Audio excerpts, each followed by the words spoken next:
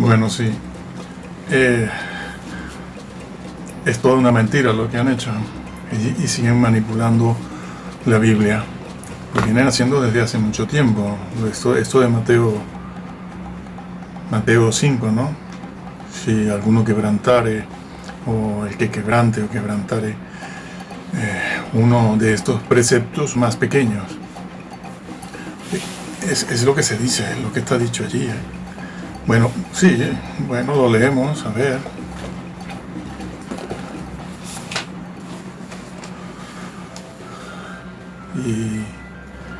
Y vamos a ver. Mateo 7 es, ¿no? No, Mateo 5.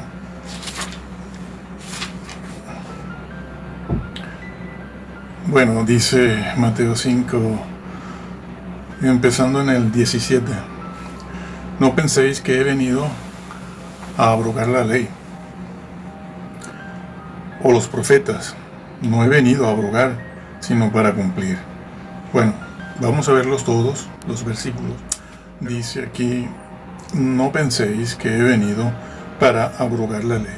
Bueno, abrogar, ese es el vocablo que se traduce por invalidar también. Significa eso, es un vocablo compuesto, catalugo.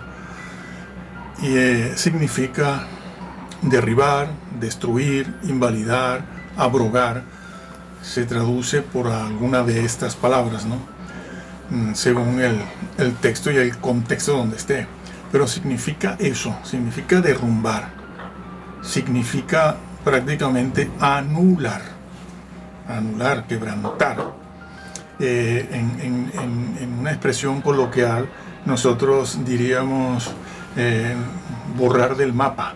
Lo que está diciendo Jesús no es que vino a borrar del mapa, a invalidar, a anular la ley.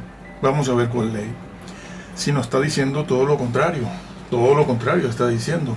No vine a borrar del mapa, no vine a anular, no vine a quitar.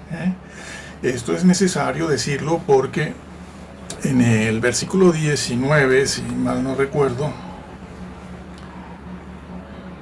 sí, vuelve a emplear ese vocablo otra vez.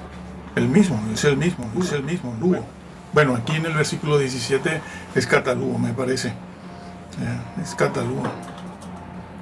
Entonces, aquí, en este versículo 17, el Señor lo que está diciendo es eso.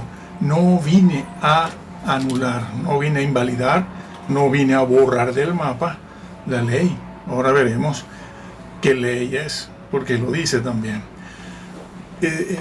No vine a borrar, bueno, es un infinitivo. Así como está en castellano también, no vine a borrar, invalidar, abrogar, invalidar.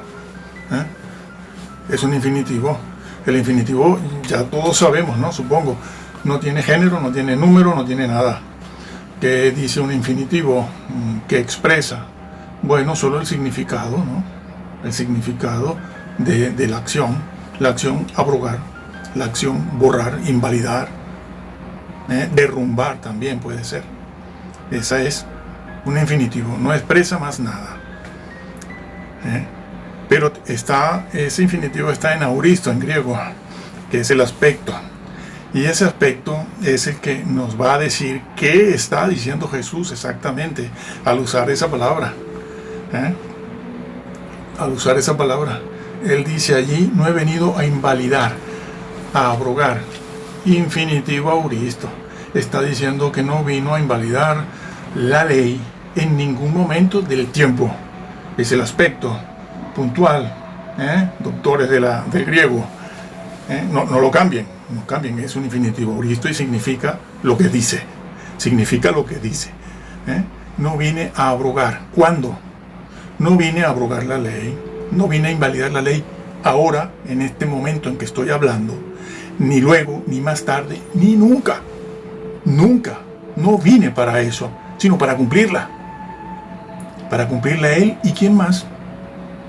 Si no vino para abrogarla, para invalidarla, entonces, ¿quién la cumple? Él y quién más. Lo va a decir.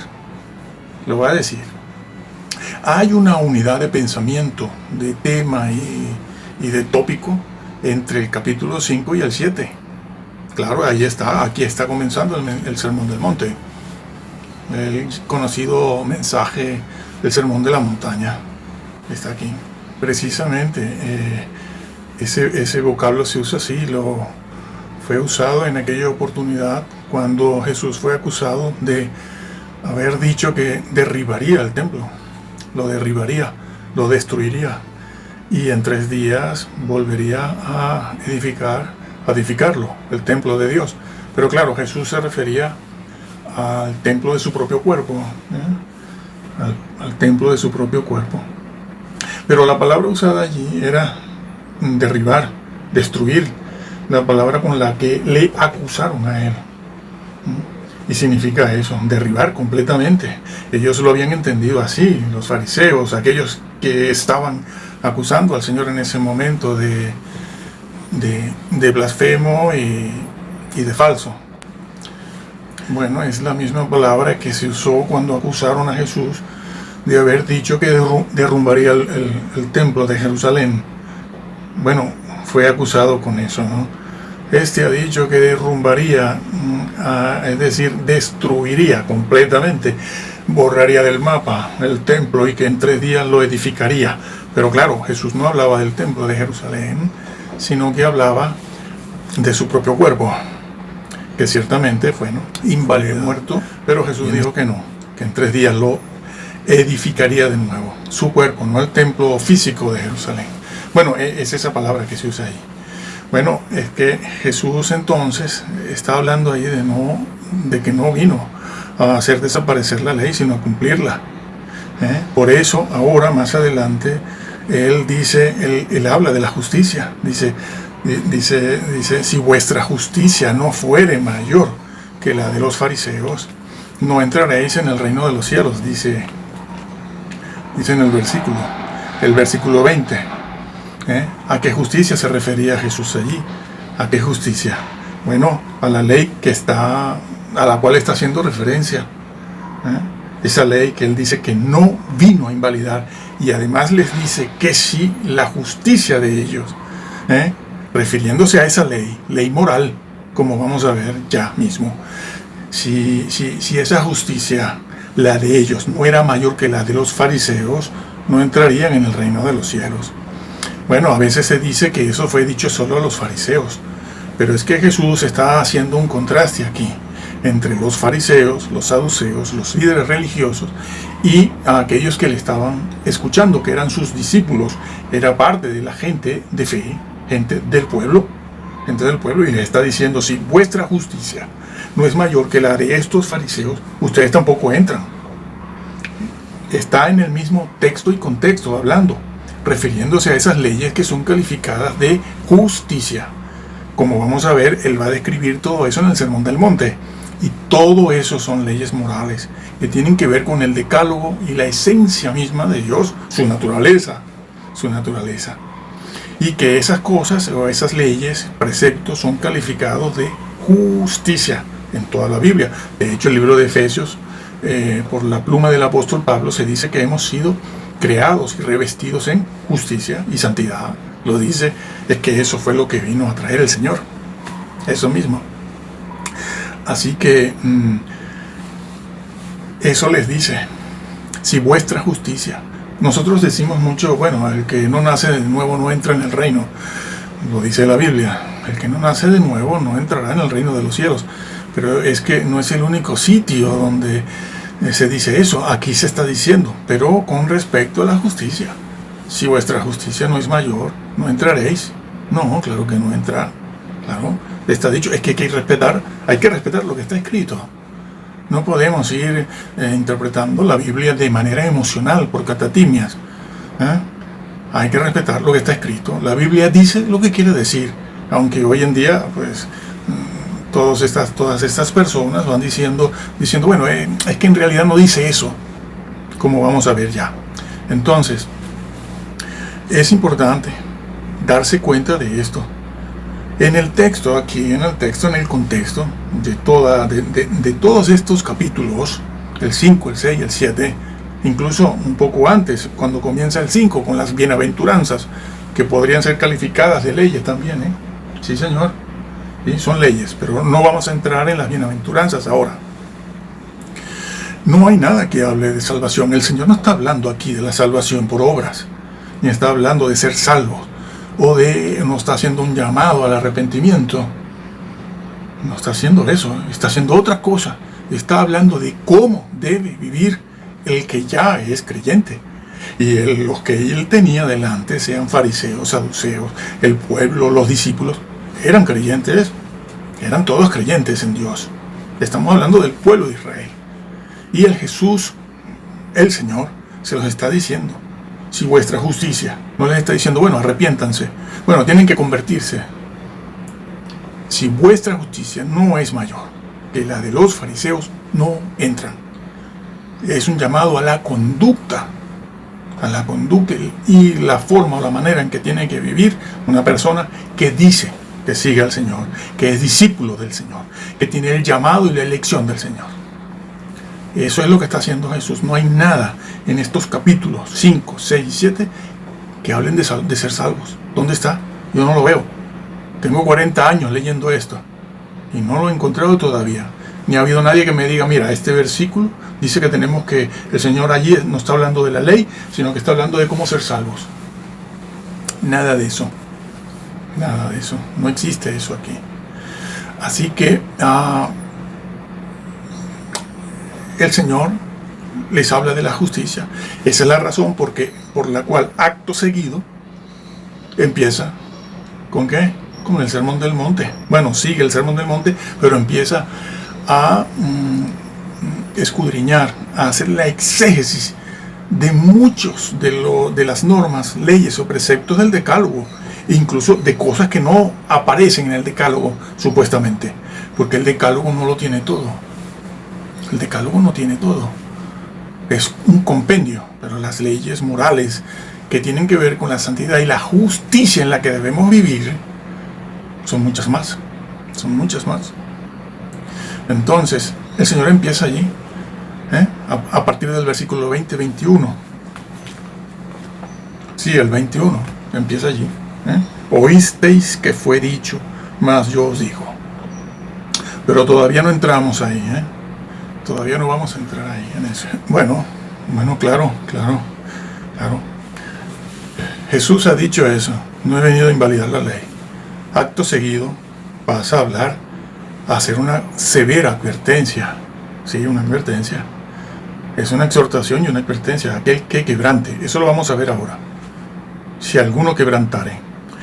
Pero también les está hablando de la justicia. Y si vuestra justicia, la vuestra. Él ha dicho primero, yo no he venido a invalidar, yo la cumplo. Y si vuestra justicia no es mayor que la de estos, ustedes tampoco entran, ni ellos ni ustedes. Y entonces pasa el Señor precisamente a esgrimir, a hacer la exégesis de cada uno de los mandamientos que Él cita y que aparecen escritos o quedaron registrados en el Nuevo Testamento, que a lo mejor fueron muchos más. Pienso que ese mensaje del Sermón del Monte es mucho más largo que lo que está aquí, posiblemente, pero bueno, no importa. Aquí tenemos bastante ya. Y pasa a hacer la exégesis para decir cómo se ha de vivir en esa justicia. No nos deja simplemente con una afirmación, si vuestra justicia, no, pasa a describir algunas de las normas, preceptos que forman parte de la ley moral y de la justicia. Lo hace. Y al final, casi al final del mensaje, del sermón de la montaña, del monte, ¿qué hace? Le dice a algunos que creían que iban a ir directo al tribunal de Cristo y a las bodas del Cordero, en el juicio, en aquel momento, que creían que iban a entrar directo, les dice, apartaos de mí, hacedores de maldad. Bueno, ¿qué creen los creyentes? Bueno, es gente mala, la gente atea, no creen en Dios. No, hombre, no.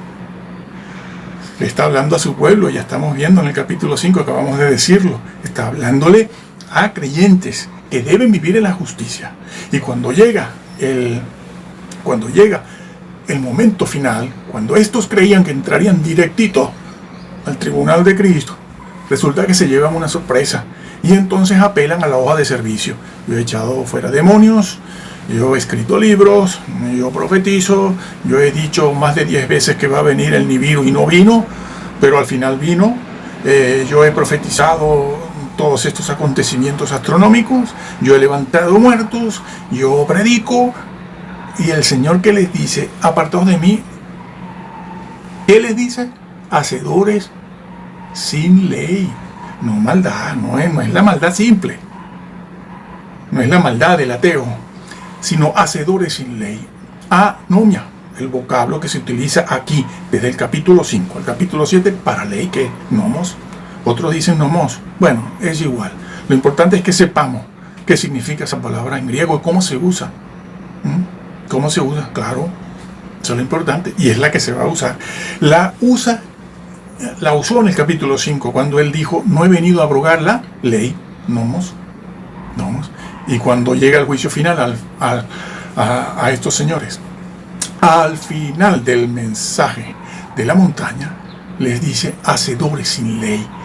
Nunca obraron, vocablo nomos, nunca obraron conforme a mi justicia. ¿Cuál justicia? La que he descrito antes en todos esos preceptos del Sermón del Monte. Todos son justicia. Y ustedes no la han cumplido. Hombre, nosotros nos portamos bien. Sí, se portan bien, a la altura del Código Civil y Penal. Pero la justicia está más allá del Código Civil y Penal. Está más allá. El Código Civil y Penal te permite portarte bien en la sociedad, como todos, como la mayoría de las personas, que tienen los trapitos sucios dentro de sus casas, pero se portan bien. La justicia no es eso. La justicia es mucho, pero mucho más que el Código Civil y Penal. Ellos estaban entretenidos en otras cosas, en echar fuera demonios, en ir por la vida y por las iglesias y por los vídeos, pues con noticias, Nibiru, los ángeles, el infierno, las cavernas, Cristo ya está aquí, etcétera, todas esas cosas que están de moda y que sigue el 90% de la cristiandad entera. Siguen eso, sí, lo siguen. Estaban entretenidos en eso y en irse colgando medallas, aunque eso lo niega todo el mundo, claro. Todos vamos de humilde por la vida, como estoy yo vestido ahora, ¿no? A ver, con una corbata, una chaqueta, bien vestido, peinado, etcétera. ¿Quién puede decir que yo soy un falso o que esa persona es un falso? Nadie. Somos todos personas responsables, que nos levantamos todos los días, que llevamos a nuestros niños al colegio, hablamos inglés, francés, chino, tocamos el piano. Y no puede ser un hereje. No, sí lo es. Y profundo. Porque han negado al Señor. Están entretenidos esas personas en muchas cosas. Han quitado sus ojos de la verdadera justicia y la vida cristiana piadosa. Por eso el Señor les dice: apartados de mí, hacedores de maldad. No han cumplido con el sermón de la montaña. Nomos. Anomia. Sin ley. Sin ley. Bueno, hay algunas versiones que dicen sin la Torá. Bueno, sin la Torá son versiones por lo general mesiánicas.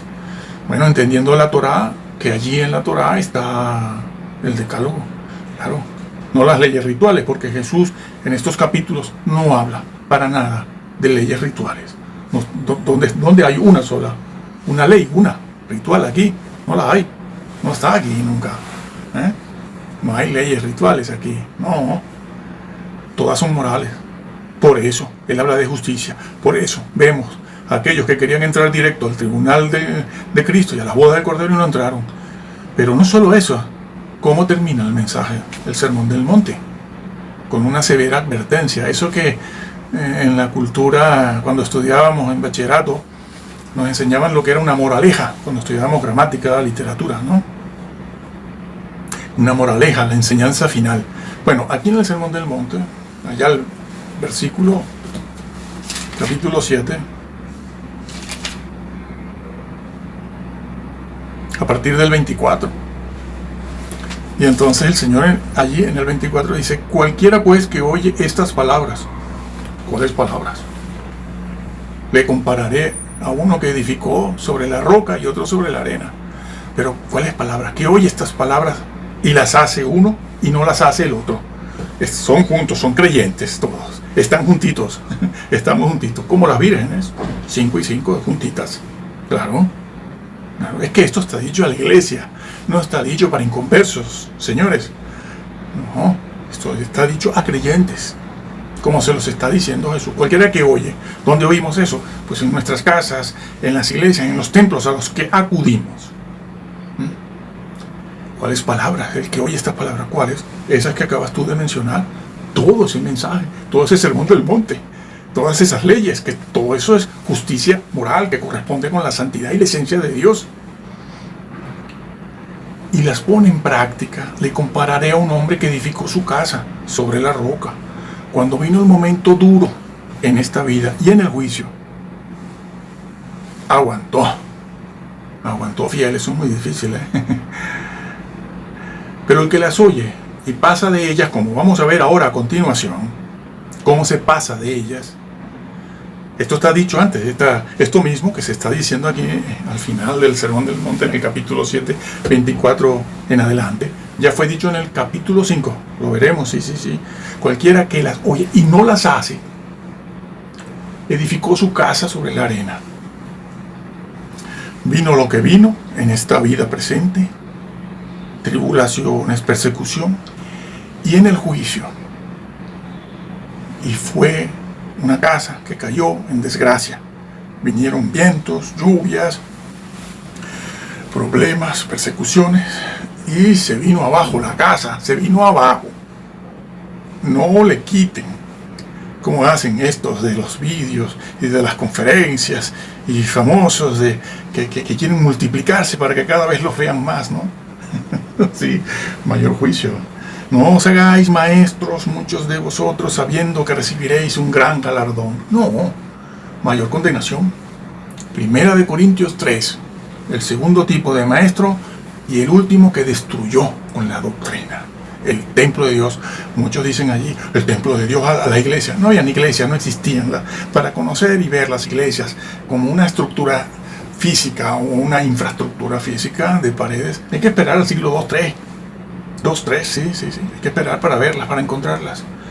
Y además el vocablo, la expresión en Pablo, templo de Dios, siempre, en el 90% de los casos que él usa esa expresión, el templo de Dios, se refiere a la persona misma. Allí mismo en el versículo 16, si mal no recuerdo yo, de 1 de Corintios 12, él lo dice, el templo de Dios sois vosotros.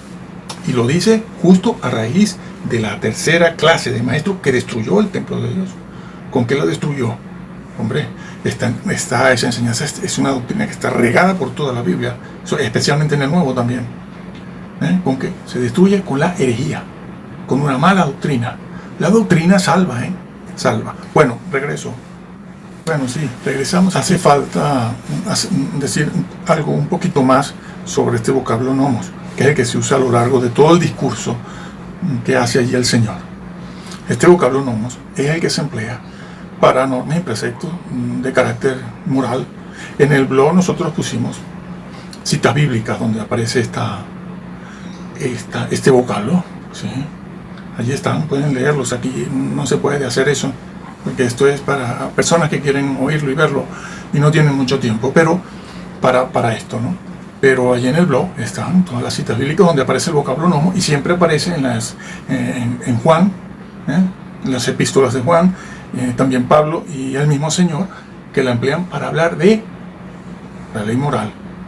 Claro, que hay que decir también que nuestra palabra pecado, nuestro vocablo ley, es la traducción de 3, 4, 5 vocablos que en griego existen para ese concepto de ley. Pero siempre lo traducimos, no siempre, pero casi siempre lo traducimos por ley a nuestro idioma castellano. Entonces, esa es la palabra que empleó aquí Jesús al final de su mensaje, del Sermón de la Montaña. Y él lo dijo, cualquiera que oye estas palabras, entiéndase esa expresión, palabras, las palabras significa doctrina. Sí. No es una palabra. Hola. No, hombre, no, por Dios. Palabras aquí, y ahora les voy a poner otro ejemplo, es la doctrina, la enseñanza cristiana. Como cuando Jesús dijo, por tus palabras serás justificado y por tus palabras serás condenado. Sí. Sean palabras de origen intelectual o emocional, del corazón o de donde sea, pero por tus palabras, es decir, por tu doctrina. Siempre decimos, no, somos justificados por la fe y la gracia. Sí, eso es verdad. Y eso es lo primero. Porque nadie puede salvarse si no es por gracia y por fe. Nadie. No conozco a nadie que se pueda salvar si no es por gracia y por fe. Tenemos que ser justificados de esa manera. Y a partir de allí, hemos de cuidar la doctrina. Bueno, Pelagio. Bueno, pero sí que se encontró con Agustín. Pero Pelagio ha sido uno de los poquísimos en la historia que ha dicho que no hace falta la gracia para salvarse. Bueno, uno de los pocos, ¿no? Pelagio era un monje inglés romano, del siglo IV. Y él decía, del tiempo de Agustín. Sí, del tiempo de Agustín, y él decía eso, que no hacía falta la gracia, nada. Te salvas tú mismo. Era un obispo, era así, un obispo. Bueno, dejamos eso ahí, porque si no nos vamos a la historia. Y entonces regresamos aquí. Ese vocablo, o esa frase, simple, sencilla, las palabras, se refiere a eso, la doctrina. Jesús lo dijo, Jesús le dio mucha importancia a la doctrina cuando él dijo, el que quiera hacer mi voluntad, ahí está otra vez, sabrá si mi doctrina, todo el cuerpo de enseñanza, es mía o es del que me envió. Porque claro, él estaba enseñando doctrina, un cuerpo doctrinal enseñó él. Es mucho. Y claro, los fariseos escuchaban, dudaban, etc. Y el Señor lo dijo, no, el que quiera hacer la voluntad sabrá la verdad, conocerá bien si mi doctrina es mía o es del que me envió. Claro, pero hay que ponerse a estudiar para saberlo, ¿no? Hay que ponerse a estudiar, a escudriñar como ordenó él, para saber cuál es la doctrina. Y él apeló a eso, como cuando el rey David también lo dijo en el Salmo 119, no sé, son muchos versículos que hay allí, no sé cuál, no recuerdo, pero él lo dijo, la suma de tu palabra, otra vez el vocablo palabra, la suma de ella, es la verdad que no pasa, la justicia, esa que Jesús no vino a invalidar, no vino a borrar del mapa. Siempre será verdad, un ejemplo muy sencillo, ¿no? Simplón. Siempre será verdad aquello de no matarás. Es verdad ahora, lo era antes y después de que pase esta tierra y hasta el milenio, siempre será verdad, no matarás. Eso no va a cambiar nunca. Eso es justicia. Eso es justicia. Y David lo decía, la suma de tu palabra es la verdad. La justicia, eso no pasa. Como decía el apóstol Pablo, yo me deleito en tu palabra, en tu ley. Pues bien, Jesús al final del sermón de la montaña lo dice, el que oye estas palabras, esta justicia, estas normas, estas leyes morales, y no están dichas todas, ese es el que está edificando bien. No estos otros que se distrajeron haciendo otras cosas y se olvidaron de mí. Se olvidaron. Eso está en 2 de Pedro, nosotros lo hemos puesto en el blog, ya lo grabaremos también. Bueno, regresamos al capítulo 5 para ver que lo que está dicho aquí en el 7, como les dije, ya estaba dicho allí en el 5. En el versículo 19,